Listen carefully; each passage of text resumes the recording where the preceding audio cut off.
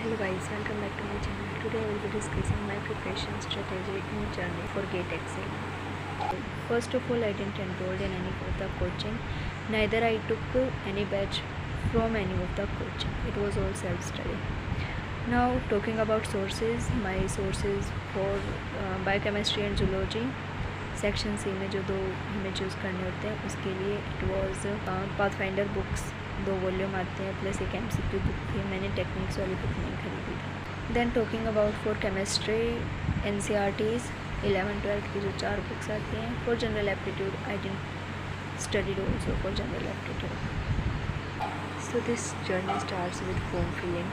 One of my senior recommended me to fill the form for GATE Excel. So in September I filled the form. There you know the exam pattern is it consists of 3 sections: section A, section B, section C. Section A is of general aptitude. It has I guess 10 questions. Then it comes chemistry section that carries 25 marks and section C यहाँ पे हमें कोई भी 2 subject choose करने होते हैं. Out of 4 or 5 subjects they have given. My 2 subjects are biochemistry and zoology. Because in zoology I have background, my graduation, and biochemistry was of my somewhat interest, so I chose it. In October I saw PYQs of this exam. In this chemistry section is there. So when I saw the PYQs of chemistry, then I thought in October कि ये तो नहीं होने. Chemistry because मेरा touch टूट गया था chemistry से 2 साल से. In graduation I had in first year but then onwards I didn't have chemistry. And वो केमिस्ट्री जो मेरी फर्स्ट ईयर ग्रेजुएशन के फर्स्ट ईयर में थी वो कहीं सिलेबस से भी रेजोनेट नहीं कर रही थी. एंड 11-12 की मैं भूल भी गई थी तो वो कॉन्सेप्ट मेरे बिल्ड होने में और उनमें टाइम लगता. सो आई थॉट कि मैं GATE के लिए प्रिपेयर नहीं करूँगी. But then in December my mind changed and I decided to prepare for GATE Excel as well. So फिर मैंने PYQ बुक ऑर्डर की. IFAS आ गई थी. Then I started preparing. My daily routine was मैं सुबह उठती एक सब्जेक्ट करती थी कोई भी पाथफाइंडर से, फिर उसके PYQ सॉल्व करती थी. देन आई हैड ब्रेक के बाद I would start another subject and then revision. फिर नेक्स्ट डे वही सेम शेड्यूल चलता था. For biochemistry zoology I refer to only Pathfinder and कोई भी टॉपिक पढ़ा उससे पाथफाइंडर से and then I would solve PYQs of that topic. उससे क्वेश्चन सॉल्विंग एप्टीट्यूड उससे डेवलप हो जाता था. अब जनवरी आ गया कंप्लीट करते करते पाथफाइंडर. सो देन 29 जनवरी को एक मॉक टेस्ट मैंने लगाया. PYQs का ही था वो. IFAS की साइट पर it was freely available. PYQs ही थे उसमें.